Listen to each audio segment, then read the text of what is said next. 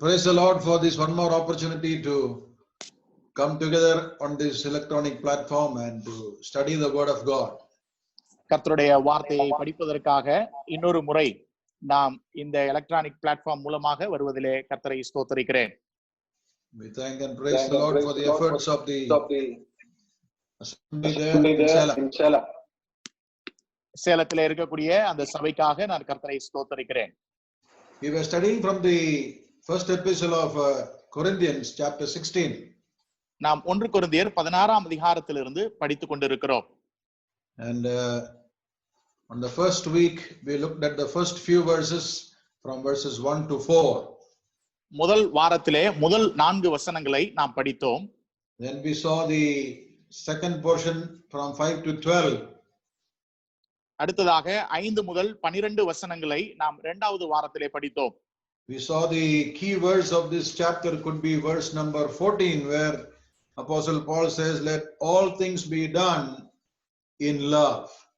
இந்த அதிகாரத்தினுடைய கரு வசனமாக முக்கிய வசனமாக 14ஆம் வசனத்திலே உங்கள் காரியங்கள் எல்லாம் அன்போடே செய்யப்பட கடவுது என்று பவுல் சொல்கிறதை நாம் படிக்கிறோம். And in the last class we reached up to verse number 14. That's where we stopped. அங்கே கடந்த வாரம் 14ஆம் வசனம் வரைக்கும் நாம் படித்து அதோடு நிறுத்தினோம். So this evening we will pick up from verse number 15 and we'll go down to the end of the chapter. இன்றைக்கு 15ஆம் வசனத்திலிருந்து இந்த அதிகாரத்தினுடைய முடிவு வசனமாகிய 24ஆம் வசனம் வரைக்கும் நாம் செல்ல இருக்கிறோம். Okay, I will request brother Spurgeon to read that portion for us. நாம் இந்த பகுதியை நாம் வாசிக்கலாம். சகோதரரே, ஸ்தேவானுடைய வீட்டார் ஆகாயா நாட்டிலே முதற் பலனானவர்கள் என்றும் பரிசுத்தவான்களுக்கு ஊழியம் செய்யும்படிக்கு தங்களை ஒப்புவித்திருக்கிறார்கள் என்றும் அறிந்தப்பட்டவர்களுக்கும் உடன் வேலையாட்களாய் பிரயாசப்படுகிற மற்ற யாவருக்கும் நீங்கள் கீழ்ப்படிந்திருக்க வேண்டும் என்று உங்களுக்கு புத்தி சொல்லுகிறேன். ஸ்தேவான், பொர்த்துனோத்து, அகாய்க்கு என்பவர்கள் வந்ததற்காக சந்தோஷமாயிருக்கிறேன். நீங்கள் எனக்கு செய்ய வேண்டியதாய் இருந்ததை அவர்கள் செய்திருக்கிறார்கள். அவர்கள் என் ஆவிக்கும் உங்கள் ஆவிக்கும் ஆறுதல் செய்தார்கள். இப்படிப்பட்டவர்களை அங்கீகாரம் பண்ணுங்கள். ஆசியா நாட்டில் உள்ள சபையார் உங்களை வாழ்த்துகிறார்கள். ஆக்கில்லாவும் பிரிஸ்கில்லாலும் தங்கள் வீட்டிலே கூடுகிற சபையோடும் கூட கர்த்தருக்குள் உங்களை மிகவும் வாழ்த்துகிறார்கள்.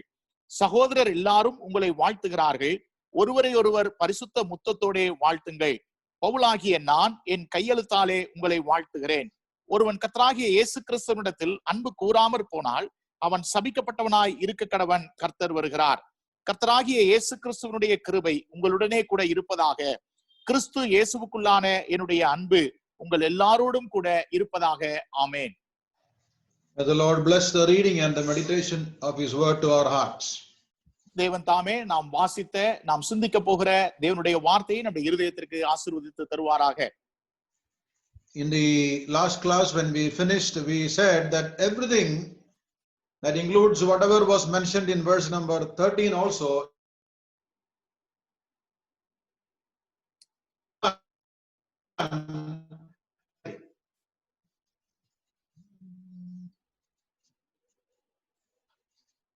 Can you hear that? Yeah. கடந்த வாரத்திலே நாம் 13ஆம் வசனத்தையும் சேர்த்து 14ஆம் வசனத்திலே உங்கள் காரியங்கள் எல்லாம் அன்போடே செய்யப்பட கடவுது என்று சொல்லி நாம் படித்து முடித்தோம். And then he is now moving to a person by name Annas and his house in verse number 15. அதற்கு பிற்பாடு 15ஆம் வசனத்திலே ஸ்தேவானுடைய வீட்டார் என்று சொல்லி நாம் பார்க்கிறோம். Look at verse 15. He says they are the first fruits of Achaia and they have addicted themselves to the ministry of the saints. 15ஆம் வசனத்திலே வாசிக்கும் பொழுது அங்கே பரிசுத்தவான்களுக்கு ஊழியம் செய்யும்படிக்கு தங்களை ஒப்புவித்திருக்கிறார்கள் என்றும் அறிந்திருக்கிறீர்களே. In the earlier portion he said about Timothy who was serving the Lord along with him and he considered his ministry equal to him. ஏற்கனவே நாம் படித்தோம். தீமோத்தேயுனுடைய ஊழியத்தை குறித்து பேசுகிறார். அவர் தம்முடைய ஊழியத்திற்கு இணையாக தீமோத்தேயு செய்கிறதை குறித்து அவர் சொல்கிறதை நாம் பார்க்கிறோம். And then on verse 12 we saw Apollos who was desired to go to Corinth but he rejected to go at that time. அதற்கு பிற்பாடு அப்பல்லோவினுடைய ஊழியத்தை குறித்து நாம் பார்க்கிறோம். அவர் போவதற்கு அந்த நேரத்திலே மறுப்பு தெரிவிக்கிறதை நாம் பார்க்கிறோம். So in those series of men who are mentioned, we have the next person, Stephanus.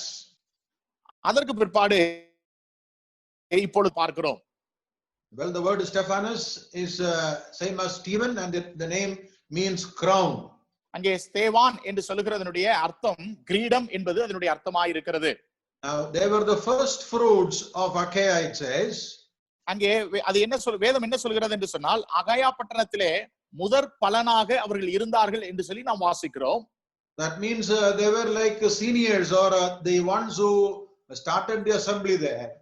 அப்படி என்று சொன்னால் அந்த சபையை ஸ்தாபிக்கிற ஒரு மக்களாக அவர்கள் இருந்திருக்கிறார்கள் என்று நாம் புரிந்து கொள்கிறோம். So we can call them as senior brothers in the assembly there. அப்படி சொல்ல வேண்டுமானால் சபையிலே மூத்த ஒரு சகோதரர்கள் என்று நாம் சொல்ல வேண்டும். But you see, what is mentioned about him is very interesting. In the English Bible it says they have addicted themselves to the ministry of the saints. அங்கே ஆங்கில வேதாகமத்திலே பார்க்கும் பொழுது அவர்கள் பரிசுத்தவான்கள் எல்லாருக்கும் அங்கே அடிமைகளாக அல்லது அவர்களால் ஈர்க்கப்பட்டவர்களாக இருந்தார்கள் என்கிற அர்த்தத்திலே சொல்லப்பட்டிருக்கிறது. Now those of us who are familiar with English, you know the word addiction is actually having a negative connotation. அங்கே ஆங்கிலம் தெரிந்தவர்களுக்கு தெரியும், அடிக்ஷன் என்கிறதான வார்த்தை எதிர்மறையான ஒரு வார்த்தையாக இருக்கிறது. But then here it is used very positively to mean that they have given full surrender or they have devoted totally to this ministry of the saints. இங்கே நாம் வாசிக்கும் பொழுது பரிசுத்தவான்களுடைய ஊழியத்திற்காக தங்களை முற்றிலும் அர்ப்பணித்தவர்களாக ஒப்பு கொடுத்தார்கள் என்கிற வார்த்தையை நாம் பார்க்கிறோம். That means all their resources, all their time and all whatever they could do was given for the service of the saints. என்று சொன்னால் தங்களுக்கு உண்டானவைகளையும் அதே போல தங்களுடைய நேரத்தையும் பரிசுத்தவான்களுக்காக அவர்கள் ஒப்பு கொடுத்திருக்கிறார்கள். Now it is not directly mentioned what kind of service they did. அவர்கள் எப்படிப்பட்ட ஒரு சேவையை அல்லது ஊழியத்தை செய்தார்கள் என்று நேரடியாக சொல்லப்படவில்லை.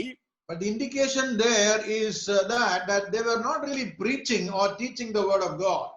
அவருடைய ஊழியமானது கர்த்தருடைய வார்த்தையை பிரசங்கிப்பதோ அல்லது போதிப்பதாக இருப்பதில்லை. But the word ministry actually has the connotation or indication that they were serving or they were helping in various other matters and not in the forefront of the assembly ministry. என்று சொன்னால் அவர்கள் பிரசங்கிக்கிற ஊழியத்தை அவர்கள் செய்யவில்லை, மாறாக சேவை செய்யக்கூடிய ஒரு ஊழியத்தை, மற்றவர்களுக்கு உதவி செய்யக்கூடிய ஒரு ஊழியத்தை பின்னின்று செய்யக்கூடியவர்களாக இருந்தார்கள். All right, so they must have been maybe arranging the hall or they sweeping the place, cooking the food, serving food, all these secondary items which we sometimes don't think is actually a ministry. அங்கே சில சமயங்களிலே நாம் பின்பதாக இருந்து செய்யக்கூடிய வேலைகளை, அங்கே சமைப்பது மற்ற வேலைகளை ஒரு ஊழியமாக பல சமயங்களிலே நினைப்பதில்லை. But here all of them is called as ministry or it is something that is done unto the Lord. ஊழியங்களாக சொல்லப்படுகிறது, அதே நேரத்திலே அவைகள் எல்லாம் தேவனுக்கென்று செய்யப்படுகிறதாய் சொல்லப்படுகிறது. Some people have the feeling that ministry means only pulpit preaching or teaching or those which are done in the forefront of the assembly. பல சமயங்களிலே ஊழியங்கள் என்று சொன்னால் சபை கூடி வரும் பொழுது முன் நின்று அந்த மேடையிலே நின்று பேசினால்தான் ஊழியம் என்று சொல்லி அநேகர் நினைக்கிறார்கள். Yeah, even serving the saints, maybe serving the food or anything like that which we think are secondary, they are also considered as ministry done as unto the Lord.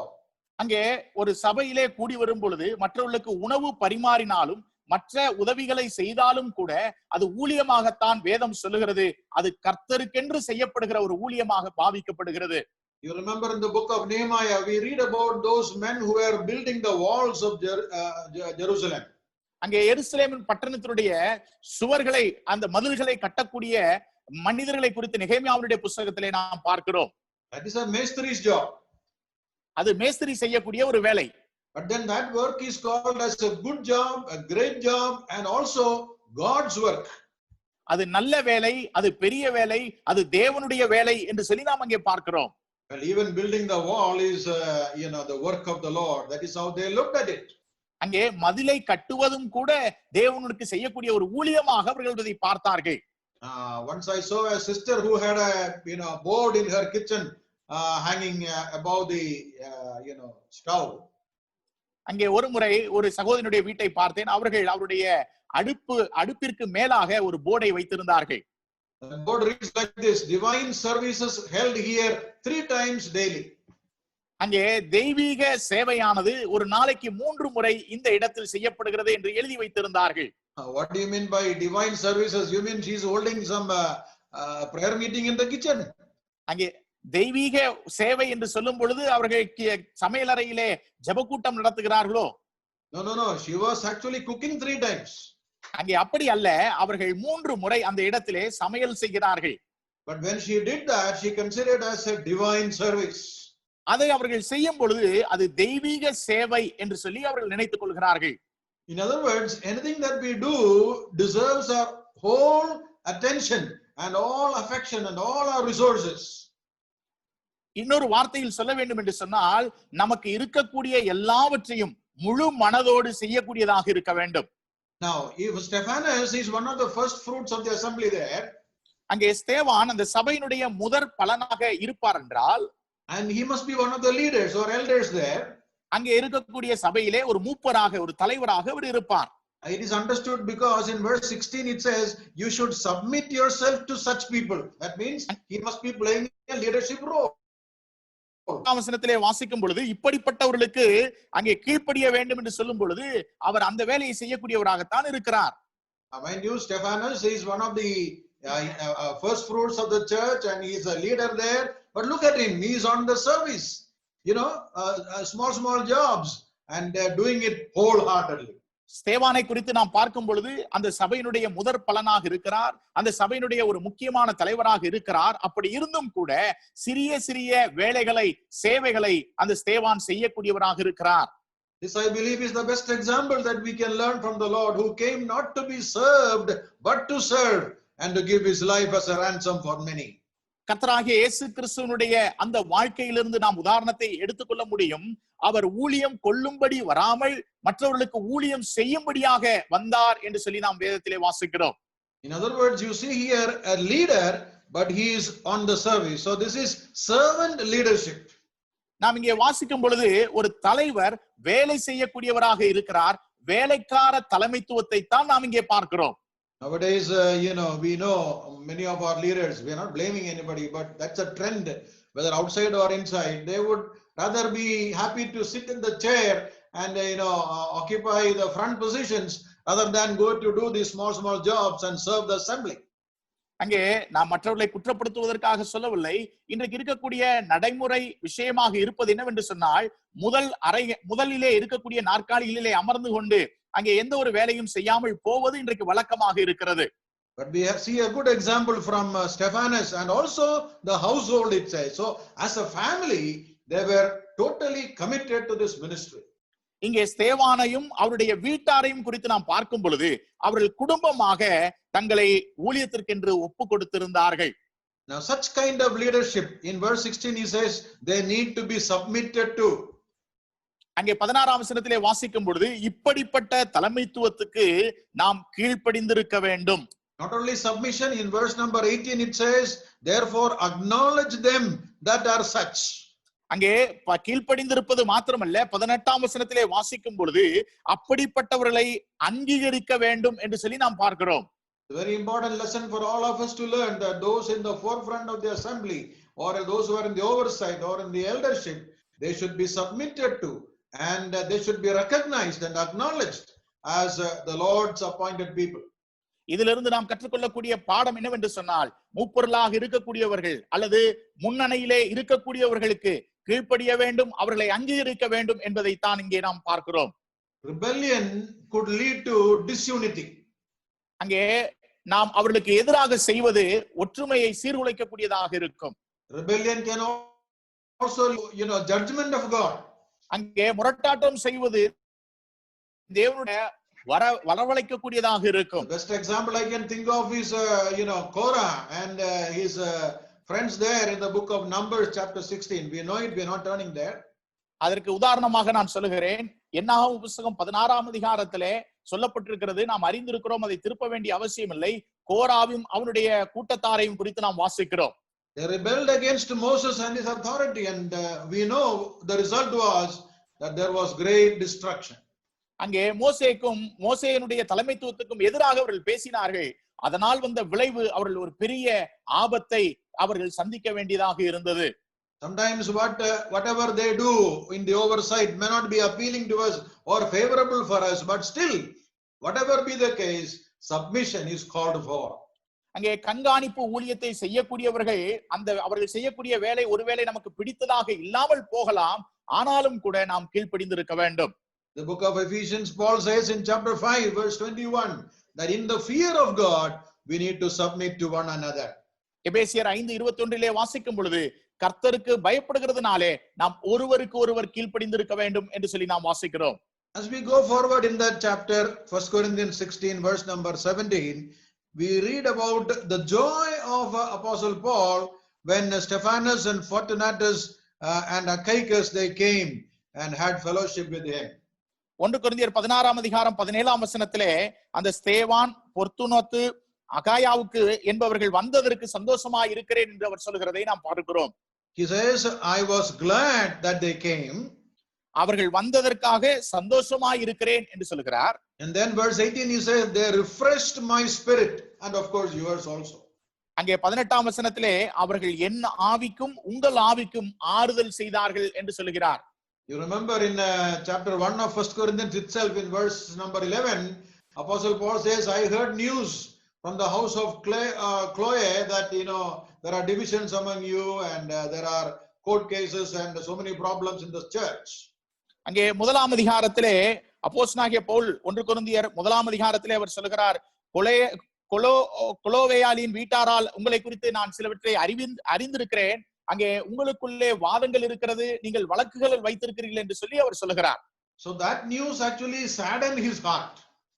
அந்த செய்தியானது அவருடைய இருதயத்தை துக்கப்படுத்துகிறதா இருந்தது. But here this news and these men coming, they actually gladdened his heart. இந்த செய்தி இவர்கள் வரக்கூடியதானது அவருடைய இருதயத்தை சந்தோஷிப்பிக்கிறதா இருக்கிறது. So it is not that everything in Corinth was saddening, but there is also something to gladden the heart of Paul. Corinth சபையிலே இருக்கக்கூடிய எல்லா விஷயமும் பவுலை துக்கப்படுத்தவில்லை, சில விஷயங்கள் அவரை சந்தோஷமும் படுத்தினது. Now here we read, they are coming. இங்கே நாம் வாசிக்கும் பொழுது அவர்கள் வந்ததற்காக சந்தோஷமாய் இருக்கிறேன்.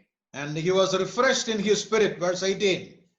18ஆம் வசனத்திலே அவருடைய ஆவியானது ஆறுதல் அடைந்திருக்கிறது என்று சொல்கிறார். Now even an apostle or a great man like Apostle Paul needed the fellowship of the saints to refresh his spirit and to make him happy in the Lord. அங்கே மிகப்பெரிய அப்போஸ்தலனாய் இருக்கக்கூடிய பவுலுடைய வாழ்க்கையிலும் கூட ஐக்கியம் அவசியமாய் இருக்கிறது. அந்த ஐக்கியத்தின் மூலமாக அவர் கர்த்தருக்குள்ளாக ஆறுதல் அடையக்கூடியவராக இருக்கிறார். Remember, fellowship is something so valuable. It is one of the key pillars of the church, as we know from Acts chapter 2. அப்போஸ்தலர்கள் 2ஆம் அதிகாரத்திலிருந்து ஐக்கியம் என்பது மிக முக்கியமான ஒரு தூணாக இருக்கிறது என்பதை நாம் அறிந்திருக்கிறோம். Does our coming together bring joy and refresh the hearts of others? நாம் ஒன்றாய் கூடி வருகிறதின் மூலமாக மற்றவர்களுடைய இருதயமானது ஆறுதல் அடைய வேண்டும். Sometimes we say, I didn't get anything by going there. But even if you don't get anything, maybe somebody else would have been refreshed because you went there. ஒருவேளை நாம் போகும் பொழுது நாம் நினைக்கலாம், நான் அங்கே போகிறதுனாலே எனக்கு ஒன்றும் கிடைக்கவில்லை என்கிறதான எண்ணம் நமக்கு தோன்றலாம். ஆனால் நாம் போனது நிமித்தமாக மற்றவர்கள் உற்சாகப்படுத்தப்படலாம் அல்லது ஆறுதல் அடைந்திருக்கலாம். Alright, I don't want to spend more time on that. I know we are all aware of the need and the importance of fellowship and the joy that comes out of Christian fellowship. அங்கே கிறிஸ்தவ ஐக்கியத்தின் மூலமாக வரக்கூடிய சந்தோஷத்தையும் ஆறுதலையும் குறித்து நாம் அறிந்திருக்கிறோம். ஆகவே நான் அதை குறித்து அதிகமாய் பேச போகிறதில்லை. We go down now to verse number 19. இப்பொழுது 19ஆம் வசனத்திற்கு நாம் போகலாம். Asia salute you, Aquila and Priscilla in the Lord with the church that is in their house. Asia நாட்டில் உள்ள சபையார் உங்களை வாழ்த்துகிறார்கள். ஆக்கில்லாவும் பிரிஸ்கில்லாலும் தங்கள் வீட்டிலே கூடுகிற சபையோடு கூட கர்த்தருக்குள் உங்களை மிகவும் வாழ்த்துகிறார்கள். Now we have the closing portion or the closing greetings of this epistle from verses 19 to 24. 19ஆம் வசனத்திலிருந்து 24ஆம் வசனம் வரைக்கும் இந்த நிருபத்தினுடைய வாழ்த்துதலாக முடிவுரையாக இருக்கிறதை, நன்றியுரையாக இருக்கிறதை நாம் பார்க்கிறோம். And the heading we gave in the outline is love for the Lord Jesus Christ. அங்கே இதனுடைய தலைப்பு கர்த்தராகிய இயேசு கிறிஸ்துவின் மேல் நேசம் வைப்பது, அன்பு வைப்பது என்பதை குறித்து ஒரு தலைப்பாக கொடுத்திருந்தோம். And here is a couple that was much used for the Lord and showed their love for the Lord. இங்கே ஒரு தம்பதியை குறித்து நாம் பார்க்கிறோம். அவர்கள் கர்த்தரிடத்திலே அன்பு காண்பிப்பதை நாம் பார்க்கிறோம். அதே நேரத்திலே மற்றவரிடத்தில் அதை காண்பிக்கிறார்கள். Aquila and Priscilla is a very familiar couple, I am sure, for all of us. Aquila Priscilla என்கிறதான இந்த தம்பதி நாம் யாவரும் நன்றாக அறிந்த ஒரு தம்பதியாக இருக்கிறார்கள். Couple of things maybe for some who are not so familiar and for us who are already familiar to refresh our memories. அங்கே இதை குறித்து அதிகமாக அறியாதவர்களுக்காகவும் அதிகமாய் அறிந்த நமக்கு மறுபடியும் அந்த விஷயங்களை நினைவுபடுத்துவதற்காகவும் நான் சொல்லுகிறேன். There are only 6 references about this couple in the scripture. வேதத்திலே 6 இடங்களில் தான் இந்த தம்பதியை குறித்து குறிப்பிடப்பட்டிருக்கிறது. And if you look at those 6 references, you will find that they were actually like a missionary couple or a family that was used for the Lord's work. இந்த 6 வசன குறிப்புகளிலும் நாம் பார்க்கும் பொழுது இந்த தம்பதியானவர்கள் ஒரு மிஷனரியை போல அல்லது கர்த்தருடைய ஊழியத்திலே அவர்கள் ஈடுபடுகிறதாக நாம் பார்க்க முடியும். It may be worth mentioning which are those 6 references quickly. அந்த வசன குறிப்புகளை சொல்வது மிகவும் விலை மதிப்புள்ளதாக இருக்கும் என்று நான் நம்புகிறேன். The first time you read about them is in Acts chapter 18. அங்கே முதல் முறையாக அப்போஸ்தலர்கள் 18ஆம் அதிகாரத்திலே நாம் வாசிக்கிறோம். Verse number 2, it says a certain Jew named Aquila, and also then you have his wife mentioned as Priscilla. அங்கே 18ஆம் அதிகாரம் 2ஆம் வசனத்திலே வாசிக்கும் பொழுது அங்கே யூத மனுஷனாய் ஆக்கில்லா என்ற நாமம் உள்ளவரும் ஒரு யூதனையும் அதே போல அவருடைய மனைவியாகிய பிரிஸ்கில்லாளையும் என்று சொல்லி நாம் வாசிக்கிறோம். We are told that they were tent makers, verse number 3. 3ஆம் வசனத்திலே வாசிக்கும் பொழுது அவர்கள் கூடாரம் பண்ணுகிற தொழிலாளிகளாய் இருக்கிறார்கள். Some commentators think tent making also involved work at the leather. அங்கே சிலர் சொல்லுகிறார்கள் அந்த கூடாரம் என்று சொல்லும் பொழுது அது தோளிலே செய்யக்கூடிய ஒரு வேலையாக இருக்கிறது என்றும் சொல்கிறார்கள். We are not sure if at this time they were believers. இந்த நேரத்திலே அவர்கள் விசுவாசிகளாய் இருந்தார்கள் என்பதை நாம் உறுதியாக நம்ப முடியாது. Because it says he was a Jew. இங்கே நாம் வாசிக்கும் பொழுது அவன் யூதனாக இருந்தான் என்று வாசிக்கிறோம். Maybe he was already saved with his wife, or at this time when Paul met them there through their fellowship, they must have also been saved. ஒருவேளை அவர்கள் ஏற்கனவே ரட்சிக்கப்பட்டிருக்கலாம் அல்லது பவுலை சந்தித்த பிற்பாடு அவர்கள் குடும்பமாக அவர்கள் ரட்சிக்கப்பட்டிருக்கலாம். But whatever be the case, we understand the Apostle Paul, when he came to Corinth, he found this couple and their family or their house open so that he could stay there. எப்படி இருந்தாலும் சரி அவர்கள் அப்போஸ்தலனாகிய பவுல் வரும்பொழுது அவருடைய குடும்பத்திலே அவர்களை ஏற்றுக்கொண்டு அவர்களை தங்க வைத்திருக்கிறதாக பவுல் அங்கே தங்குகிறதாக நாம் இங்கே பார்க்கிறோம். We do not know how long he stayed there. In the other passages we understand Paul was at Corinth for about a year and a half. அங்கே ஏறத்தாழ 1.5 வருட காலம் பவுல் தங்கினதாக நாம் பார்க்கிறோம். எவ்வளவு நாள் அவர் அங்கே தங்கி இருந்தார் என்பதை நம்ம உறுதியாய் அறியவில்லை. If most of those days if they were staying with Aquila and Priscilla, just imagine how much of time and effort they had to put in to serve this Apostle Paul. கொஞ்சம் சற்று யோசித்து பாருங்கள். அப்போஸ்தலனாகிய பவுல் இந்த Aquila பிரிஸ்கில்லாவினுடைய வீட்டிலே தங்கியிருப்பார் என்று சொன்னால் முயற்சி எடுத்து அவர்களை பராமரித்திருப்பார்கள். And later in chapter 18 itself and verse 18 we read, as Apostle Paul was leaving, Aquila and Priscilla also joined him in the missionary journey. அங்கே 18ஆம் அதிகாரம் 18ஆம் வசனத்திலே வாசிக்கும் பொழுது அப்போஸ்தலனாகிய பவுலுடைய அந்த மிஷனரி யாத்திரையிலே அந்த ஊழியத்திலே இந்த பிரிஸ்கில்லாவும் ஆக்கிலாவும் அவனோடே கூட போனார்கள் என்று சொல்லி நாம் வாசிக்கிறோம். So they were willing to travel along and join the missionary journey. ஆகவே அப்போஸ்தலனாகிய பவுலோடு இணைந்து இந்த ஊழிய பிரயாணத்திலே அவர்கள் ஈடுபட்டார்கள். We do not know whether they had children. அவர்களுக்கு பிள்ளைகள் இருந்ததா என்பது நமக்கு தெரியவில்லை. We do not know whether they had fixed assets or land or property. அவர்களுக்கு அங்கே ஒரு சொத்து இருந்ததாகவோ அல்லது அவர்களுக்கு வேற ஒரு சொத்துக்கள் இருந்ததாகவோ நாம் பார்ப்பதில்லை. But they seem to be free from all this, so they were actually able to move around and be involved in the ministry. இவைகள் எல்லாம் அவர்களுக்கு இருந்ததாக நாம் பார்க்கவில்லை. ஆகினாலே அவர்கள் எல்லா இடங்களுக்கும் சுதந்திரமாய் பிரயாணித்து ஊழியம் செய்கிறார்கள். Then you come to verse 26 in the same chapter, Acts 18. அதே அப்போஸ்தலர்கள் 16ஆம் அதிகாரம் 26ஆம் வசனத்திற்கு நாம் வரும் பொழுது there we see Aquila and Priscilla the third time. அங்கே மூன்றாவது முறை ஆக்கில்லா பிரிஸ்கில்லா என்று சொல்லி வருகிறதை நாம் பார்க்கிறோம். And the context is very familiar to us, where Apollos who was preaching In verse number 24, we read that. And verse number 25, this man was instructed in the ways of the Lord. அங்கே இதனுடைய பின்னணியை நாம் அறிந்திருக்கிறோம். 24, 25 வசனத்திலே வாசிக்கும் பொழுது Apollo என்று சொல்லக்கூடிய ஒரு மனிதன் பிரசங்கிக்க கூடியவராக அவர் இருக்கிறதாக நாம் பார்க்கிறோம். But he knew only the baptism of John, it says. அங்கே நாம் இங்கே வாசிக்கும் பொழுது அவர் யோவான் கொடுத்த ஸ்நானத்தை மாத்திரம் அறிந்தார். Apollos was a mighty man, verse 24. 24ஆம் வசனத்திலே வாசிக்கும் பொழுது அப்பல்லோ அங்கே சாதுரியம் உள்ளவனாக இருந்தார். Mighty in the scriptures and very eloquent. அங்கே அவர் சாதுரியவானும் வேதாகமங்களில் வல்லவனுமாய் இருந்தவர். But he did not know the whole truth. ஆனால் எல்லா சத்தியத்தையும் அவர் அறியாதவராக இருந்தார். And what did Aquila Priscilla do at this particular time? இந்த நேரத்திலே அக்கிலா பிரிஸ்கில்லா என்ன செய்தார்கள்? In verse 26 it said they took him home. அங்கே 26ஆம் வசனத்திலே வாசிக்கும் பொழுது அவனை வீட்டிற்கு அழைத்து கொண்டு வந்தார்கள்.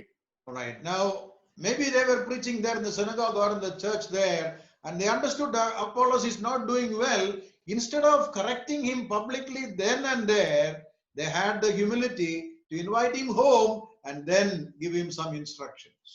அங்கே அப்பல்லோ பிரசங்கம் செய்கிறார். அவரை நேரடியாக தேவாலயத்திலோ அல்லது ஆலயத்திலோ பிரசங்கித்திருக்கலாம். அங்கே நேரடியாக அவரை சரி செய்ய முற்படாமல் அவர்கள் தாழ்மை உள்ளவர்களாக தங்களுடைய வீட்டிற்கு அழைத்து கொண்டு வருகிறார்கள். That's a good example to follow. You know, we would like to confront people then and there and try to correct people or rebuke them for whatever good or bad whatever they have done. அங்கே இதிலிருந்து நாம் கற்றுக்கொள்ளக்கூடிய ஒரு நல்ல பாடம், பல சமயங்களிலே நாம் ஒருவர் தவறு செய்தால் நேரடியாக அதே இடத்திலே அங்கே நாம் அவர்களை சீர்திருத்துவதற்கு முற்படுகிறோம். And suppose Aquila and Priscilla had rebuked or corrected Apollos publicly there itself, I'm sure Apollos would have been really offended because he's such a great man. So the only option they found out, Aquila and Priscilla, was to open their home, invite him and there and to share the word of God. அங்கே ஒருவேளை நேரடியாக அங்கே அவரை சரி செய்வதற்கு முற்பட்டிருப்பார்கள் என்று சொன்னால், அங்கே அப்பல்லோ காயப்பட்டிருப்பார் என்று சொன்னால் அவர் வேதத்திலே அங்கே தேர்ந்தவராக இருந்ததினாலே, ஆனால் மாறாக அவர்கள் வீட்டிலே அழைத்து கொண்டு வந்து அவரிடத்திலே பேசுகிறார்கள். I'm sure having invited him home, they would have had to share some meal, spend some time over, speak and then share the word. So it would have taken time. அங்கே அவர்கள் வீட்டிலே அழைத்து கொண்டு வந்து உணவு கொடுத்து சற்று நேரம் பேசி பிற்பாடு அவர்கள் பேசியிருப்பார்கள் என்றுதான் நான் நம்புகிறேன். So we have Apostle Paul going to their house and here is Apollos coming to their house. அங்கே அப்போஸ்தலனாகிய பவுல் அந்த வீட்டிற்கு போகிறார், அப்பல்லோவும் அந்த வீட்டில் இருக்கிறதை நாம் பார்க்கிறோம். And then when we come to Romans chapter 16, we have the fourth reference, which is a very key verse or a portion that describes about the ministry of Aquila Priscilla. அதற்கு பிற்பாடு நான்காவதாக வசன குறிப்பு ரோமர்கள் நிருபம் 16ஆம் அதிகாரத்திலே இந்த அக்கிலா பிரிஸ்கில்லாவினுடைய பிரதானமான அந்த ஊழியத்தை குறித்து மிக முக்கியமான ஒரு வசனமாக நாம் இங்கே பார்க்கிறோம். Verse 16, chapter 16 verse 3, Apostle Paul says, greet Priscilla and Aquila, my fellow helpers in Christ Jesus. 16ஆம் அதிகாரம் 3ஆம் வசனத்திலே பவுல் சொல்கிறார், கிறிஸ்து இயேசுவுக்குள் என் உடன் வேலையாட்களாகிய பிரிஸ்கில்லாவையும் ஆக்கில்லாவையும் வாழ்த்துங்கள் என்று சொல்கிறார். You see here the lady's name is coming first. இப்பொழுது பெண்ணினுடைய பெயர் முன்பதாக வருகிறது. Now it will be interesting for us to notice that in these 6 references, you notice them later on, you can find it out. In the 6 references we have 3 times Aquila's name comes first and 3 times Priscilla's name comes first. இந்த 6 வசன குறிப்புகளை நீங்கள் பிற்பாடு கவனமாக கவனித்து பார்த்தால் 3 வசன குறிப்புகளிலே ஆக்கிலாவினுடைய பெயர் முதலாவதாக வருகிறது. மற்ற 3 வசன குறிப்புகளிலே பிரிஸ்கில்லாவினுடைய பெயர் முதலாவது வருகிறதை நாம் பார்க்க முடியும். Now that tells us that it is not that one was highly senior, one is junior, but in the service of the Lord they were actually playing equally important roles. அங்கே ஒருவர் சீனியராகவும் இன்னொருவர் ஜூனியராகவும் இருக்கிறார் என்கிற அர்த்தத்தில் அல்ல, கர்த்தருடைய ஊழியத்திலே அவர்கள் சமநிலையிலே பணியாற்றக்கூடியவர்களாக இருக்கிறார்கள். And look at what Apostle Paul is calling them. They are fellow helpers, fellow helpers. அவர்களை குறித்து சொல்கிறதை பாருங்கள், என் உடன் வேலையாட்கள் என்று சொல்கிறார். In English, when you say a fellow, we simply sometimes use it in a very negligent way. What that fellow? He doesn't know anything. We look down upon somebody by using the word fellow. ஆங்கிலத்திலே fellow என்கிறதான வார்த்தை உதாசீனமாக இந்த மனிதனுக்கு ஒன்றும் தெரியாது என்கிற நிலையிலே பயன்படுத்தக்கூடிய ஒரு வார்த்தையாக நாம் பார்க்க முடியும். But we know the word fellow means having equal status. ஆனால் இங்கே ஃபெல்லோ என்று சொல்லப்படுகிறதான வார்த்தையின் அர்த்தம் சமநிலையான என்கிறது என்பதாக சொல்லப்படுகிறது. Remember, Apostle Paul is man with authority and is a leader and he's in the forefront of the ministry. கர்த்தருடைய ஊழியக்காரராக முன்னணியிலே நின்று பிரசங்கிக்கக்கூடியவராக பெரிய ஒரு மனிதராக இருக்கிறார் என்பதை நாம் பார்க்கிறோம். Aquila and Priscilla, we don't read anywhere they are preaching or they are leading anybody, but then their ministry, whatever they have done, was equal in status to the ministry of the Apostle Paul. Aquila பிரிசில்லாவை குறித்து நாம் வாசிக்கும் பொழுது அவர்கள் எங்களும் பிரசங்கித்து ஊழியம் செய்ததாக பார்க்கவில்லை. ஆனால் அவருடைய ஊழியத்திற்கு இணையாக அப்போஸ்தலனாகிய பவுல் தன்னுடைய ஊழியத்தை சமநிலைப்படுத்துகிறார். The second thing mentioned about them is in verse number 4, Romans 16 verse number 4. அங்கே அடுத்ததாக ரோமர்கள் நிருபம் 16ஆம் அதிகாரம் 4ஆம் வசனத்திலே அவர்களை குறித்ததான வசன குறிப்பை நாம் பார்க்கிறோம். They laid down their necks for my sake. அவர்கள் என் பிராணனுக்காக தங்கள் கழுத்தை கொடுத்தவர்கள். Now what exactly that means we don't know because we don't have the details. அங்கே இது என்ன அர்த்தம் என்பதை நாம் சரியாய் சொல்ல முடியாது என்று சொன்னால் அதனுடைய விவரங்கள் கொடுக்கப்படவில்லை. But it looks like that Paul's life was in danger. ஆனால் இது எதை காண்பிக்கிறது என்று சொன்னால் பவுலுடைய வாழ்க்கை ஏதோ ஒரு ஆபத்தில் இருந்திருக்கிறது. And to save him, this family, this couple were willing even to sacrifice themselves so that he can be saved. அவர் காப்பாற்றப்படுவதற்காக இவர்கள் தங்களுடைய உயிரை தங்களுடைய பிராணனை கொடுப்பதற்கும் அவர்கள் ஆயத்தமாயிருந்தார்கள். If 2-3 people are there and you see that everybody's life is in danger, would you think of saving somebody or will you run for your life? அங்கே 2-3 பேர் இருக்கக்கூடிய ஒரு இடத்திலே ஏதோ ஒரு ஆபத்து வருகிறது. மற்றவர்களை காப்பாற்றுவதற்காக நிற்போமா அல்லது நம்மை நாம் காப்பாற்றிக் கொள்வதற்காக ஓடுவதற்கு முயற்சி செய்வோமா? The basic human nature is selfishness and we try to save ourselves. பொதுவாகவே மனிதருடைய இயல்பு சுயநலம்தான் முன்பதாக நிற்கும். ஆகவே நாம் நம்மை காப்பாற்றிக் கொள்வதற்கு தான் முதலாவது முற்படுவோம். Looks like there was a severe persecution and Paul's life was in danger and Aquila Priscilla is sort of intervening, so to say, to sacrifice their own life, put down their necks so that Paul can be saved. அந்த இடத்திலே ஊழியத்து நிமித்தமாக உபத்திரவம் பெருகி இருக்கிறது. அப்படிப்பட்ட நேரத்தில் காப்பாற்றுவதற்காக இந்த ஆக்கிலாவும் பிரிசில்லாவும் அவருடைய பிராணனுக்காக தங்கள் கழுத்தை கொடுத்தவர்கள். And Paul says, I really thank them, not only me but all other assemblies also. Pavul சொல்கிறார், நான் அவர்களுக்கு நன்றி சொல்கிறேன், நான் மாத்திரமல்ல முழு சபையாரும் அவர்களுக்கு நன்றி அறிதலுள்ளவர்களாக இருக்கிறார்கள் என்று சொல்கிறார். What a missionary couple, what a model couple that was willing to lay down their life for the service of the Lord, even for serving a servant of the Lord. அங்கே எவ்வளவு ஒரு மாதிரியுள்ள தம்பதிகளாக இருக்கிறார்கள், எவ்வளவு ஒரு நல்ல மாதிரியுள்ள ஒரு மிஷனரிகளாக அவர்கள் இருக்கிறார்கள். மற்றவர்களுக்காக சேவை செய்வதற்காக அவர்கள் தங்களை ஒப்புக் கொடுத்திருக்கிறார்கள். The third thing mentioned about them in that same portion is in verse number 5, the church that is in their house. அங்கே 5வதாக அவர்களை குறித்து 3வது சொல்லப்படுகிற குறிப்பு என்னவென்று சொன்னால் சபையானது அவருடைய வீட்டிலே கூடி வருகிறது. All right, we do not know whether they had a big house or a small house. அவர்களுக்கு பெரிய வீடு இருந்ததா அல்லது சின்ன வீடு இருந்ததா என்பது நமக்கு தெரியாது. We know they were tent makers, they were traveling from here and there. அவர்கள் கூடாரம் செய்யக்கூடியவர்களாக இருக்கிறார்கள். ஆகவே இங்கும் அங்குமாக பிரயாணப்படக்கூடியவர்கள். And so they may not have had a big house, moderate a small house. ஆகவே அவர்களுக்கு ஒரு பெரிய வீடு இருப்பதற்கு வாய்ப்பில்லை, ஒரு சிறிய வீடு தான் அவர்களுக்கு இருந்திருக்கும். But whatever they had, they were willing to open it up, first of all for Apostle Paul. And now here we understand the saints or the believers were invited to gather in their house.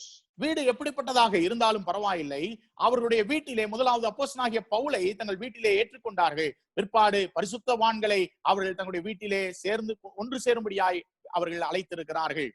And that's the same thing you find in 1 Corinthians 16. Apostle Paul says, the church that is in their house, verse 19, 1 Corinthians 16. அதைத்தான் 1 கொரிந்தியர் 16ஆம் அதிகாரம் 9ஆம் வசனத்திலே வாசிக்கும் பொழுது அவர்கள் அவருடைய வீட்டிலே பரிசுத்தவான்கள் எல்லாரையும் அவர்கள் ஏற்றுக்கொண்டு அவர்கள் சேவிக்கிறார்கள், சேவை செய்தார்கள். 1 Corinthians 16:19 it says, all the churches of Asia, they salute them much. That means they give them lot of love and respect and thanksgiving for the ministry of Aquila Priscilla. அங்கே 1 கொரிந்தியர் 16:19 வாசிக்கும் பொழுது ஆசியா நாட்டில் உள்ள சபையார் உங்களை வாழ்த்துகிறார்கள் என்று சொல்லும் பொழுது அந்த ஆக்கில்லா பிரிசில்லாவினுடைய அந்த சேவையை குறித்து ஒவ்வொரும் அவர்கள் பாராட்டக்கூடியவர்களாக இருக்கிறார்கள். So you see, their ministry was well known. அவருடைய ஊழியமானது நன்றாக அறியப்பட்ட ஒரு ஊழியமாக இருக்கிறது. Not as preachers or leaders, but those who are serving in the background. அவர்கள் ஒரு பிரசங்கியாராக ஒரு தலைவராக அல்ல, திரைக்கு பின்பதாக இருந்து அவர்கள் வேலை செய்யக்கூடியவர்களாக இருக்கிறார்கள். And the final reference we have about them is in 2 Timothy chapter 4. அங்கே கடைசியாக உள்ள வசனம் தீமோத்தேயு 4ஆம் அதிகாரம் 19ஆம் வசனம். And where we read, salute Prisca and Aquila and the household of Onesiphorus. 4:19 2 Timothy. 2 தீமோத்தேயு 4ஆம் அதிகாரம் 19ஆம் வசனம். பிரிஸ்காலுக்கும் ஆக்கில்லாவுக்கும் ஒனேசிபோரின் வீட்டாருக்கும் என் வாழ்த்துதலை சொல்லு. Apostle Paul is writing his last recorded words in 2 Timothy. அங்கே அப்போஸ்தலனாகிய பவுல் தன்னுடைய வாழ்க்கையின் இறுதியிலே எழுதினதான ஒரு நிருபம் தான் இந்த 2 தீமோத்தேயு. And even in those final words he is mentioning the name of Aquila and Priscilla. அந்த கடைசி நிருபத்திலும் கூட இந்த பிரிஸ்கில்லாவுக்கும் ஆக்கில்லா என்கிறதான பெயரை அவர் குறிப்பிடுகிறதை நாம் பார்க்கிறோம். He is remembering with gratitude the way they laid down their house, they laid down their life for the servants of the Lord and even for the saints of the Lord. அங்கே கர்த்தருடைய ஊழியக்காரர்களுக்காகவும் பரிசுத்தவான்களுக்காகவும் தங்களுடைய வீட்டை ஒப்பு கொடுத்திருக்கிறார்கள், தங்கள் கழுத்தையும் ஒப்பு கொடுத்திருக்கிறார்கள் என்பதை அவர் நினைத்து நன்றியாக அதை எழுதுகிறார். I was reminded of that verse in Hebrews chapter 6 and verse number 10. எபிரேயர்கள் நிருபம் 6ஆம் அதிகாரம் 10ஆம் வசனமானது என்னுடைய நினைவுக்கு வருகிறது. God is not unrighteous to forget your labor of love. அங்கே அதாவது நம்முடைய அன்பின் பிரயாசத்தை மறந்து விடுகிறதற்கு தேவன் அநீதி உள்ளவர் அல்லவே என்று சொல்லி வாசிக்கிறோம். It's actually a long verse, a little more details are there, but I just mentioned the first part. God will not forget what we have done for him. அந்த வசனமானது பெரிய வசனமா இருக்கிறது. அதனுடைய குறிப்பை மாத்திரம் சொல்லுகிறேன். தேவன் அவருக்கென்று காண்பித்த பிரயாசத்தை மறந்து விடுகிறதற்கு அநீதி உள்ளவர் அல்ல. He will remember and he will reward. அவர் நினைவு கூர்ந்து நமக்கு அவர் பரிசளிக்க கூடியவராக இருக்கிறார். So here is a missionary couple, a challenge for all of us who are couples and families. How much of the resources God has given to us, our home, our talents and our treasures, how much of it is being used for the Lord? அங்கே குடும்பமாக தம்பதியாக இருக்கக்கூடியவர்களுக்கு இவருடைய வாழ்க்கை ஒரு சவாலாக இருக்கிறது. தேவன் நமக்கு எவ்வளவாக அங்கே பொருளாதார நிலையிலும் நேரத்தையும் நமக்கு கொடுத்திருக்கிறார். அதிலே நாம் எவ்வளவை அவருக்காக பயன்படுத்துகிறோம். Did you say to spend and be spent for the Lord? அங்கே கர்த்தருக்காக செலவு பண்ணப்படவும் செலவிடவும். C.T. Studd once said, only one life and it will soon be past. Only what is done for Christ will last. அங்கே C.T. Studd என்று சொல்லக்கூடியவர்கள் இப்படியாய் சொன்னார்கள், நாம் வாழுவது ஒரே ஒரு முறை, அந்த வாழ்க்கையும் மிக சீக்கிரமாய் கடந்து போய்விடும். ஆனால் கர்த்தருக்காக எதை செய்தோமோ அதுதான் நித்தியம் வரைக்கும் நிலைத்திருக்கும் என்று சொல்லி அவர்கள் சொன்னார்கள். Life is only one and it is so brief also. In the present circumstances we are living, we know how short-lived life is and how quickly people are disappearing from the world. அங்கே வாழ்க்கை என்பது ஒரு முறைதான். இந்த வாழ்க்கையும் மிக சுருங்கின ஒரு வாழ்க்கையாக இருக்கிறது. இன்றைக்கு எத்தனையோ பேர்கள் மிக சுருக்கமாய் வாழ்க்கையை வாழ்ந்து கடந்து போகிறதை நாம் பார்த்திருக்கிறோம் இந்த கால. So what is done for Christ, that will last. ஆகவே கிறிஸ்துவுக்காக எதை செய்தோமோ அது மட்டுமே நிலைத்திருக்கும். So the biography of Aquila Priscilla as a couple is compressed in just 6 references, but what a biography. அங்கே ஆக்கில்லா பிரிஸ்கில்லா அவர்களுடைய வாழ்க்கையை குறித்ததான 6 வசன குறிப்புகளை மாத்திரம் நாம் வாசிக்கிறோம். ஆனால் அது சுருக்கமாக இருந்தாலும் அது எவ்வளவு ஒரு சவாலான விஷயங்களாக இருக்கிறது. May we also be encouraged by some of the example of Aquila Priscilla. அந்த ஆக்கில்லா பிரிஸ்கில்லாவினுடைய உதாரணத்தின் மூலமாக நம்மிலே சிலர் உற்சாகப்படுத்தப்படலாம். We come down to verse number 20. All the brethren greet you, greet one another with a holy kiss. அங்கே 20ஆம் வசனத்திற்கு வாசிக்கும் பொழுது எல்லா சகோதரர்களும் வாழ்த்துகிறார்கள், ஒருவரை ஒருவர் பரிசுத்த முத்தத்தோடு வாழ்த்துகிறார்கள். When Paul is mentioning greetings, he says, don't exclude anyone. Greet everyone. All the brethren are greeting you. அங்கே பவுல் சொல்லும் பொழுது யாரையும் விட்டு விடாமல் எல்லாரையும், சகோதரர் எல்லாரும் உங்களை வாழ்த்துகிறார்கள் என்று சொல்லி அவர் சொல்லுகிறார். There's a mention also about the sign of the greeting, which is a holy kiss.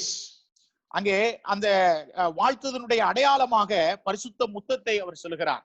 It was of course an early Christian practice. In fact, it was there even in the Jewish circles also, as an exchange of greeting between men and women and women. அங்கே ஆரம்பத்திலே யூதருடைய பழக்கமாகவும் இருக்கிறது. அவர்களுடைய வாழ்த்துதலை பரிந்து கொள்வதற்கு அங்கே ஆண் ஆணோடும் பெண் பெண்ணோடும் அவர்கள் முத்தம் செய்வார்கள். It was also early Christian practice. அது ஆரம்பகால கிறிஸ்தவருடைய ஒரு பழக்கமாகவும் கூட இருந்தது. But as we know, later on it slowly disappeared, maybe because of its abuse or misuse, and now of course we have substituted that with the handshake. அங்கே ஆரம்பத்திலே அதை சில சமயங்களிலே அதை தவறாக பயன்படுத்துகிறதுனாலோ அவர்கள் அதை நிறுத்தி இருப்பார்கள். ஆகவே நாம் இப்பொழுது கைகளை குலுக்கி நம்முடைய ஐக்கியத்தை வெளிப்படுத்துகிறோம், வாழ்த்துதலை தெரிவிக்கிறோம். But what I want you to see there is Paul is sending the greetings. Everyone greet one another. Everyone should be greeted. அங்கே பவுல் என்ன சொல்கிறார் என்று சொன்னால், ஒருவரை ஒருவர் வாழ்த்துங்கள், எல்லாரும் வாழ்த்துதல் தெரிவிக்க வேண்டும். Now mind you, in the church in Corinth there were divisions. At least 4 divisions were there. அங்கே கொரிந்து பட்டணத்திலே என்ன இருக்கிறது என்பதை நினைத்துக் கொள்ளுங்கள். அங்கே பிரிவினை இருக்கிறது, குறைந்தபட்சம் 4 பிரிவினைகள் இருக்கிறது. And some court cases and some problems, multiple problems were there.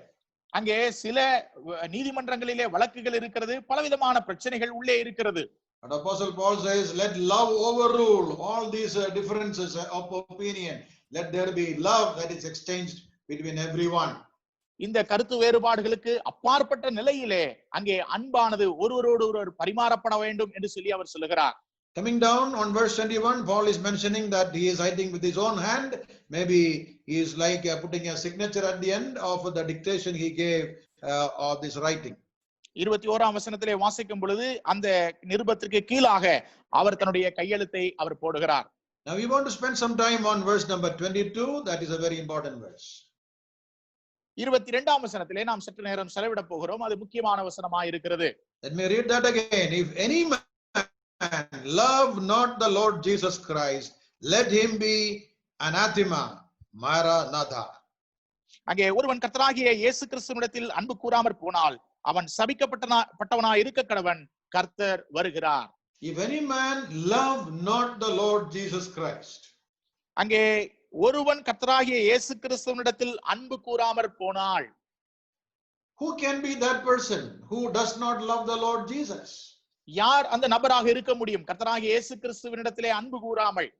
If you are a believer, if we are believers, can a believer not love the Lord Jesus? ஒரு விசுவாசி ஆண்டவராகிய இயேசு கிறிஸ்துவின் மேல் அன்பு கூறாமல் இருக்க முடியுமா? And then get that curse mentioned here. அங்கே இருக்கக்கூடிய சாபத்தை குறித்து நாம் பார்க்கிறோம். Now you don't love the Lord and then you get the curse. அங்கே ஆண்டவரிடத்திலே அன்பு கூறவில்லை என்றால் சபிக்கப்பட்டவனாக இருப்போம். Well, I do not believe that this is a reference to any real believer, but must be a reference to those who are professing Christians but not really practicing Christians. அதாவது இது விசுவாசிகளுக்கு சொல்லப்பட்டதாக நான் நம்புகிறதில்லை. மாறாக கர்த்தராகிய இயேசு கிறிஸ்துவை ஏற்றுக்கொண்டிருக்கிறேன் என்று வாயில் சொல்லி வாழ்க்கையில் வாழாதவர்களை குறித்து தான் சொல்லப்பட்டிருக்கிறது என்று நான் நம்புகிறேன். A real believer is one who loves the Lord Jesus. உண்மையான விசுவாசி கிறிஸ்துவை நேசிக்கக்கூடியவராக இருப்பார். And it's because of what he is doing. It's a blessing that he is going to get. அவர் சாபத்தை பெற்றுக்கொள்ள போகிறவர் அல்ல, ஆனால் மாறாக ஆசீர்வாதத்தை பெற்றுக்கொள்ளக்கூடியவராகத்தான் ஒரு உண்மையான விசுவாசி இருப்பார். The word anathema mentioned here is a Greek word which is the word for curse mentioned here. என்கிறதான வார்த்தைக்கு சபிக்கப்பட்டவன் என்று எழுதப்பட்டிருக்கிறது. The word curse is very rarely used in the New Testament. புதிய ஏற்பாட்டிலே சபிக்கப்பட்டவன் என்கிற வார்த்தை மிகவும் குறைவாக பயன்படுத்தப்பட்டிருக்கிறது. In fact, you will find that many times in the Old Testament. பழைய ஏற்பாட்டிலே அதிகமாக பயன்படுத்தப்பட்டிருக்கிறது. Right from Genesis 3 onwards, you find the curse after curse. அங்கே ஆதியாகமம் 3ஆம் அதிகாரத்திலிருந்தே சாபத்திற்கு மேலாக சாபத்தை பார்க்கிறோம். In fact, the last word in the book of Malachi is the word curse. In my old King James, the last word mentioned is the word curse. It ends with a curse.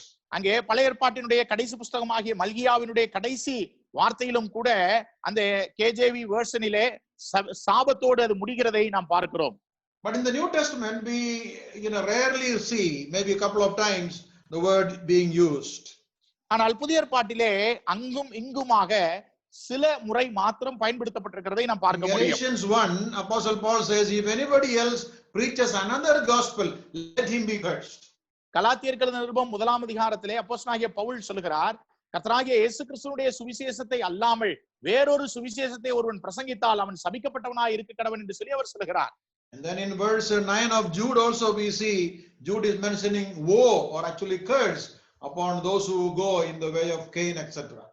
அங்கே யூதாவினுடைய புஸ்தகம் 9ஆம் வசனத்திலே காயினுடைய வழிகளிலே செல்லுகிறவர்கள் சபிக்கப்பட்டவர்களாக இருப்பார்கள் என்று சொல்லி யூதா சொல்கிறார்.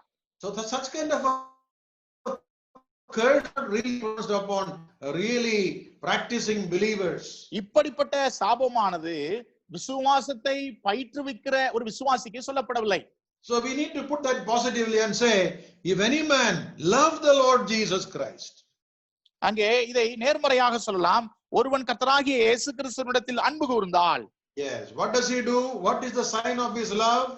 அங்கே அந்த அன்பினுடைய அடையாளம் என்னவாக இருக்கும்? The question we can ask ourselves is, do we really love the Lord Jesus? நாம் நம்மையே கேட்க வேண்டிய கேள்வி, நாம் உண்மையாகவே இயேசு கிறிஸ்துவின் மேல் அன்பு கூர்கிறவர்களாக இருக்கிறோமா? The word love, as we usually know, is the word agape, and it's always unconditional love that is used for the love of God. அங்கே அன்பு என்று சொல்லும் பொழுது அங்கே தெய்வீக அன்பை சொல்லக்கூடியதாக இருக்கிறது. அது நிஜ அன்பாக இருக்கிறது. Is our love for the Lord Jesus Christ conditioned by circumstances? அங்கே நாம் கர்த்தராகிய சூழ்நிலைகளின் நிமித்தமாய் நிபந்தனைக்கு உட்பட்ட ஒரு அன்பாக half-hearted love, அல்லது அரை மனதோடு உள்ள அன்பாக இருக்கிறதா? 6:4 we are told, love the Lord your God with all your heart, all your soul and all your might. உபாகமம் 6:4 வாசிக்கும் பொழுது உன் தேவனாகிய கர்த்தரிடத்திலே முழு இருதயத்தோடும் முழு ஆத்துமாவோடும் முழு என்று சொல்லி நாம் வாசிக்கிறோம். Yes, it is unconditional and it is very very intimate. அது நிபந்தனையற்ற அன்பு, அதே நேரத்திலே ஒரு இணக்கமான அன்பு. When we say we love the Lord, that also implies that we love his word. அங்கே நாம் அவரிடத்திலே அன்பு கூறுகிறோம் என்று சொன்னால் நாம் அவருடைய வார்த்தையிலே அன்பு கூறுகிறோம் என்பது அர்த்தமாயிருக்கிறது. Remember Jesus said, if you love me, you will obey my commandments. இயேசு கிறிஸ்து சொன்னார், ஒருவன் என்னிடத்தில் அன்பாய் இருந்தால் என்னுடைய கற்பனைகளை கைக்கொள்ளுங்கள் என்று சொன்னார். We also சொன்னார். love the brethren or love one another with a sincere love. அங்கே ஒரு உண்மையான அன்போடு ஒருவரிடத்திலே ஒருவர் அன்புள்ளவர்களாக காணப்பட வேண்டும். And of course in 2 Timothy 4:8 we are told that we love his appearing or his second coming. 2 தீமோத்தேயு 4ஆம் அதிகாரம் 8ஆம் வசனத்திலே வாசிக்கும் பொழுது அவருடைய இரண்டாம் வருகையிலே நாம் அன்பு கூறுகிறவர்களாக எதிர்பார்த்தவர்களாக இருக்கிறோம். Now that's a good question we can ask ourselves. Do I really love the Lord? நாம் நம்மையே கேட்டுக்கொள்ள வேண்டிய ஒரு கேள்வி, நான் உண்மையாகவே அவரிடத்தில் அன்பு கூறுகிறேனா? I'm not asking do we pray or do we read the Bible, but is our heart touched by our relationship with the Lord? நாம் ஜெபிக்கிறோமா அல்லது வேதம் வாசிக்கிறோமா என்கிற கேள்வி அல்ல. நாம் உண்மையாகவே அவரை அன்பு கூறுகிறவர்களாக அவருடைய இருதயத்தை தொடக்கூடியவர்களாக இருக்கிறோமா? Initially when we began our Christian life, there must have been a lot of enthusiasm and love for the Lord and his word and the Lord's people. அங்கே கிறிஸ்தவ வாழ்க்கையை நாம் ஆரம்பித்த காலங்களிலே தேவன் மீதும் தேவனுடைய பிள்ளைகள் மீதும் தேவனுடைய வார்த்தையின் மீதும் அதிக அன்புள்ளவர்களாக காணப்பட்டிருப்போம். But as we read in Revelation chapter 2 and verse number 4, the problem the Ephesian church had was that they left their first love. வெளிப்படுத்தின விசேஷம் 2ஆம் அதிகாரம் 4ஆம் வசனத்திலே வாசிக்கும் பொழுது அங்கே இருந்த எபேசு சபையினுடைய பிரச்சனை என்னவென்று சொன்னால் அவர்கள் ஆதியிலே கொண்டிருந்த அன்பை விட்டு விட்டார்கள். Please mind the word there. It is not lost their first love, but left their first love. அவர்கள் அந்த அன்பை இழந்து போனார்கள் என்று நாம் வாசிக்கவில்லை, ஆனால் விட்டு விட்டார்கள் என்று தான் நாம் வாசிக்கிறோம். That means knowingly, purposely it was left, not lost unknowingly. அதாவது தெரியாமல் அவர்கள் விட்டு விட்டார்கள் என்பது அல்லது இழந்து விட்டார்கள் என்பது அர்த்தம் அல்ல. அவர்கள் அறிந்திருந்தே ஆதியில் கொண்டிருந்த அன்பை விட்டு விட்டார்கள். That could happen to our love relationship with the Lord as years go by. அங்கே நாட்கள் செல்லும் பொழுது, காலங்கள் செல்லும் பொழுது நம்முடைய அன்பும் கூட அப்படி மாறி போவதற்கு வாய்ப்புகள் உண்டு. And what is the remedy for that? அதற்கான தீர்வு என்ன? In Revelation itself, the Lord is telling you repent and do the first works. அங்கே வெளிப்படுத்தின விசேஷத்திலே நாம் வாசிக்கிறோம், நீ மனம் திரும்பி ஆதியில் செய்த கிரியைகளை செய்வாயாக. So first love is indicated by first works. அங்கே ஆதியிலே கொண்டிருந்த அன்பு ஆதியிலே செய்யப்பட்ட கிரியைகளுக்கு ஒப்பாய் சொல்லப்படுகிறது. Well, there are a lot of things that we can say along with that. I leave it for you to think. அதிகமாய் சொல்ல முடியும், உங்களுடைய யோசனைக்காக நான் இதை விட்டு விடுகிறேன். One more verse I want to read in this context is from Psalm 145 and verse number 20. இதன் தொடர்பாக ஒரு வசனத்தை நான் வாசிக்க விரும்புகிறேன். 145ஆம் சங்கீதம். Here is a promise to those who love the Lord. அங்கே ஒரு வாக்குத்தத்தம் கொடுக்கப்பட்டிருக்கிறது, கர்த்தர் தம்மில் அன்பு கூறுகிற. Psalm 145 verse number 20, the Lord preserves those who love him. 145ஆம் சங்கீதம் 20ஆம் வசனம், கர்த்தர் தம்மில் அன்பு கூறுகிற யாவரையும் காப்பாற்றி. Yes, this is the time when we really need the protection and the care of the Lord, and the Lord is promising, yes, if you really love me, you will be preserved and protected. அங்கே இந்த நேரத்திலே நாம் காப்பாற்றப்படுவது அவசியமாக இருக்கிறது. இங்கே கர்த்தர் சொல்லுகிறார், அவர் வாக்குத்தத்தமாய் சொல்லியிருக்கிறார், அவரிடத்திலே அன்பு கூர்வோமானால் அவர் யாவரையும் காப்பாற்றுகிறார்.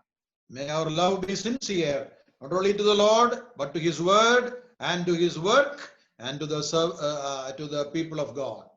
அங்கே நாம் அவர் மேல் கொண்டிருக்கிற அந்த அன்பு உண்மையான அன்பாய் இருக்கட்டும். அது மாத்திரமல்ல, அவர் மேல் மாத்திரமல்ல, அவருடைய வார்த்தையின் மேலும் அவருடைய பிள்ளைகளின் மேலும் நம்முடைய அன்பு உத்தமமாய் இருக்க வேண்டும். Back to verse 22, 1 Corinthians 16, that verse ends with the word Maranatha. அங்கே 1 கொரிந்தியர் 16ஆம் அதிகாரத்திற்கு மறுபடியும் திரும்பி வருவோம். அது எப்படி முடிகிறது என்று சொன்னால், கர்த்தர் வருகிறார் என்று முடிவடைகிறது. Maranatha is an Aramaic word which means come Lord. It's actually a prayer. அங்கே மாரநாதா என்பது ஒரு அராமிக் வார்த்தையாக இருக்கிறது. அது ஒரு ஜெபமாக இருக்கிறது. கர்த்தாவே வாரும் என்கிற ஜெபமாக இருக்கிறது. When you really love the Lord, you will really want him to come soon. உண்மையாகவே நீங்கள் அவரை நேசிப்பீர்களானால் அவர் சீக்கிரமாய் வர வேண்டும் என்பதை நீங்கள் விரும்புவீர்கள். You know, in the prayer that the Lord Jesus taught in Matthew 6 verse 10, we read, Lord, may your kingdom come. மத்தேயு 6:10 வாசிக்கும் பொழுது உம்முடைய ராஜ்யம் வருவதாக என்று சொல்லி இந்த ஜெபத்திலே நாம் பார்க்கிறோம். And that is the kind of prayer that we can make even today. We are eagerly waiting for the return of the Lord. Lord, come. May your coming be very soon. இன்றைக்கும் கூட நாம் அந்த ஜெபத்தை செய்ய முடியும். ஆண்டவரே நீர் சீக்கிரமாய் வாரும், ஆண்டவரே வாரும் என்று நாம் ஜெபிக்க முடியும். That is what Apostle John also prayed. Even so, come Lord. Revelation 22 verse number 20. வெளிப்படுத்தின விசேஷம் 22ஆம் அதிகாரம் 20ஆம் வசனத்திலே அப்போஸ்தலனாகிய யோவானும் அதைதான் அவர் ஜெபிக்கிறார். ஆண்டவரே வாரும் என்று சொல்லி அவர் ஜெபிக்கிறார். Are we longing for the return of the Lord? கர்த்தர் அவருடைய இரண்டாவது வருகையிலே நாம் ஆர்வமுள்ளவர்களாக இருக்கிறோமா? We are waiting for his return or eager for his return, not just to escape from the trials and troubles of this life. இந்த வாழ்க்கையில் இருக்கக்கூடிய பிரச்சனைகளிலிருந்தும் பாடுகளிலிருந்தும் தவிர்க்காக அவருடைய வருகையை எதிர்பார்க்க கூடாது. Because we love him and want to see him face to face. நாம் அவரிடத்திலே அன்பு கூறுகிறதுனாலே அவரை முகமுகமாய் காண வேண்டும் என்கிற ஒரு வாஞ்சையிலே அப்படி செய்ய வேண்டும். His coming is very imminent and the events in the world are pointing to the soon return of the Lord Jesus. கர்த்தராகிய இயேசு கிறிஸ்து மிக சீக்கிரமாய் வரப்போகிறார். இந்த உலகத்தினுடைய சம்பவங்கள் எல்லாம் அதை வலியுறுத்தக்கூடியதாய் காண்பிக்கக்கூடியதாய் இருக்கிறது. Every day must be a day of waiting for us. அங்கே ஒவ்வொரு நாளும் நாம் அவருக்கென்று காத்திருக்கக்கூடிய ஒரு நாளா இருக்கிறது. Somebody made a poem like this about the Lord's coming. அங்கே ஒருவர் இப்படியாக கவிதை சொன்னார் கர்த்தராகிய இயேசு கிறிஸ்துவினுடைய வருகையை குறித்து. If Christ shall come this Monday, I will not be here on Tuesday. அங்கே கர்த்தராகிய இயேசு கிறிஸ்து திங்கட்கிழமையிலே வருவாரானால் நான் செவ்வாய்க்கிழமை இங்கே இருக்க மாட்டேன். If the trumpet shall sound on Wednesday, I shall be with him the same day. அங்கே புதன்கிழமையிலே அந்த எக்கால துணியானது கேட்கப்படுமானால் அதே நேரத்திலே நான் அவரோடு கூட இருப்பேன் அதே நாளிலே. If he should descend on Thursday, no greater joy awaits for Friday. அங்கே வியாழக்கிழமை அவர் இறங்கி வருவார் என்று சொன்னால் அங்கே வெள்ளிக்கிழமைக்கென்று சந்தோஷம் இருக்க போகிறதில்லை. If not caught up with him in the clouds by Saturday, no, he shall draw me around his table on Sunday. அங்கே சனிக்கிழமையிலே அவர் வருகையின் போது நான் எடுத்துக்கொள்ளப்படுவேன் என்று சொன்னால், ஞாயிற்றுக்கிழமையிலே அவருடைய மேஜையை சுற்றி சந்தோஷத்தோட காணப்படுவேன். So every day and every moment is a waiting, we are waiting for the return of the Lord. அங்கே கர்த்தராகிய இயேசு கிறிஸ்துவினுடைய வருகைக்காக ஒவ்வொரு நாளிலும் ஒவ்வொரு நாளிகையிலும் நாம் காத்துக் கொண்டிருக்கிறோம். We are waiting in the morning. நாம் காலையிலே காத்துக் கொண்டிருக்கிறோம். He did not come. அவர் வரவில்லை. Waited in the afternoon. நாம் மதியத்திலே காத்துக் கொண்டிருக்கிறோம். He didn't come. அவர் வரவில்லை. Evening also we were waiting. மாலையிலும் கூட நாம் அவருக்காய் காத்துக் கொண்டிருக்கிறோம். Maybe tonight, we do not know. அங்கே ஒருவேளை இரவாக இருக்கலாம், நாம் அதை குறித்து அறியவில்லை. May our hearts be eager for the return of the Lord and be prepared to meet him in the air. கர்த்தராகிய இயேசு கிறிஸ்துவினுடைய வருகைக்காய் நம்முடைய இருதயத்திலே ஆயத்தமாய் இருப்போம். அவரை சந்திப்பதற்கு நாம் ஆயத்தப்படுவோம். As we bring this epistle to a close, in verse 23 it says, the grace of our Lord Jesus Christ be with you. அங்கே இதனுடைய முடிவு வரையாக நாம் வாசிக்கும் பொழுது, கர்த்தராகிய இயேசு கிறிஸ்துவினுடைய கிருபை உங்கள் அனைவரோடும் கூட இருப்பதாக என்று சொல்லி அவர் எழுதுகிறார். He began this epistle by mentioning the grace of God in chapter 1 verse 3. அங்கே 1ஆம் அதிகாரம் 3ஆம் வசனத்திலே அந்த கிருபையோடு அவர் ஆரம்பிக்கிறார். And he ends also with the grace of God. அங்கே முடிக்கும் பொழுதும் கூட இயேசு கிறிஸ்துவினுடைய கிருபை உங்களோடு இருப்பதாக என்று சொல்லி முடிக்கிறார். What he began with grace is also ending with grace. அங்கே கிருபையோடு ஆரம்பித்தவர் கிருபையோடு அதை முடிக்கிறார். It's grace that keeps us all going. அந்த கிருபையானது முன்னேறி செல்வதற்கு உதவுகிறது. Finally, in verse 24, Paul is mentioning that he wants to be with all of them in and through Christ. 24ஆம் வசனத்திலே பவுல் தன்னுடைய அன்பை குறித்து சொல்கிறார். கிறிஸ்து இயேசுவுக்குள்ளான என்னுடைய அன்பு உங்கள் எல்லாரோடும் கூட இருப்பதாக என்று சொல்கிறார். Why he is mentioning specially about his love there as he is closing this epistle? இந்த நிருபத்தை முடிக்கும் பொழுது ஏன் தன்னுடைய அன்பை குறித்து பவுல் சொல்கிறார்? Now, if you read the epistle throughout, he is actually correcting them, rebuking them, he is grieved about them. All those things are there. இந்த நிருபம் முழுவதும் வாசிக்கும் பொழுது அவர்களை குறித்து துக்கப்படுகிறார், அவர்களை சரி செய்கிறார், அவரை கடிந்து கொண்டு பேசுகிறார். இவைகள் எல்லாம் அந்த நிருபத்தில் இருக்கிறது. But at the end, Paul says, I did all this because I really love you and I want you to know that and don't misunderstand. இதை எழுதுவதற்கு அவர் சொல்லுகிறார், இவைகள் எல்லாம் நான் செய்திருந்தாலும் உங்கள் மேல் நான் அன்புள்ளவனாக இருக்கிறேன், ஆகவே என்னை தவறாக புரிந்து கொள்ளாதீர்கள், உங்கள் மேல் அன்பு கூர்ந்ததினாலே இதை எழுதுகிறேன் என்று சொல்லி அவர் எழுதுகிறார். Remember, rebuking is a sign of love. கடிந்து கொள்ளுதல் என்பதே அன்பினுடைய ஒரு அடையாளமாக வெளிப்பாடாக இருக்கிறது. You may wonder what that means. ஒருவேளை நீங்க ஆச்சரியப்படலாம், அதனுடைய அர்த்தம் என்ன? How can we love somebody and rebuke somebody? அங்கே ஒருவர் மேல் அன்பு கூர்ந்து எப்படி அவரை கடிந்து கொள்வோம்? In Revelation 3:19 we read, வெளிப்படுத்தின விசேஷம் 3ஆம் அதிகாரம் 19ஆம் வசனத்திலே வாசிக்கிறோம். As many as I love, I rebuke and chasten. அங்கே நான் யாரிடத்தில் நேசம் வைக்கிறேனோ அவர்களை கடிந்து கொண்டு சிட்சிக்கிறேன். That is what the Lord says to the church. அதைத்தான் லவோதிக்கேயா சபையை குறித்து Paul, I think, wants to remind the Corinthian believers as he's ending this epistle. I told all these things. I rebuked you, corrected you, exhorted you. It's only because I really love you in the spirit. அப்போஸ்தலனாகிய Pavul Corinth பட்டணத்தில் இருக்கக்கூடிய விசுவாசிகளுக்கு இதையெல்லாம் சொல்லும் பொழுது, நான் உங்களை சரி செய்ததும் உங்களை கடிந்து கொண்டதும் உங்களுக்கு புத்திமதி சொன்னதற்கும் காரணம் என்னவென்று சொன்னால், நான் உங்கள் மேல் நேசம் வைத்ததினாலே நான் அதை செய்திருக்கிறேன் என்று சொல்கிறார். No wonder he said in verse 14, let all things be done in love. அங்கே 14ஆம் வசனத்திலே சொன்னதை போல எல்லா உங்கள் காரியங்கள் எல்லாம் அன்போடு செய்ய கடவுது என்பது ஆச்சரியம் கொடுக்கக்கூடியதாய் இல்லை. So may the Lord bless these thoughts for our hearts. அங்கே இந்த சிந்தனைகளை தேவன் தாமே நம்முடைய இருதயத்திற்கு ஆசீர்வாதத்தை தருவாராக. May the thoughts we considered from this chapter inspire us and stimulate our hearts to love the Lord more and live for him more in the days to come. வருகிற நாட்களிலே இந்த வார்த்தைகள் அவரை நேசிப்பதிலும் இன்னும் அதிகமாய் நேசிப்பதிலும் நம்மளை உத்வேகப்படுத்துவதாக. May the Lord's name alone be glorified. தேவனுடைய நாமம் மாத்திரம் மகிமைப்படுவதாக. Once again, I want to express my gratitude to Brother John Samuel and the responsible brethren at the Salem Brethren Assembly for this opportunity and privilege to share the word. இந்த வாய்ப்பை கொடுத்து கர்த்தருடைய வார்த்தையை அறிவிக்கக்கூடிய ஒரு ஸ்லாக்கியத்தை அவர்களுக்கும் அவருடைய சபையில இருக்கக்கூடிய பொறுப்புள்ளவர்களுக்கும் சபையாருக்கும் என்னுடைய நன்றியை நான் தெரிவித்துக் கொள்கிறேன். My special thanks to Spurgeon, my translator. என்னுடைய மொழிபெயர்ப்பாளருக்கும் என்னுடைய நன்றியை தெரிவித்துக் கொள்கிறேன். And I want to thank all of you who came online to listen to the word of God. I'm sure the Lord has blessed you with his word.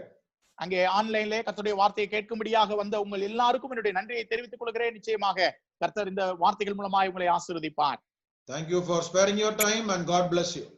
உங்களுடைய நேரத்தை நீங்கள் இதிலே செலவிட்டதற்காக உங்களுக்கு நன்றி செலுத்துகிறேன். கர்த்தர் உங்களை ஆசீர்வதிப்பாராக. அனைவருக்கும் வணக்கம். எல்லாருக்கும் நன்றி.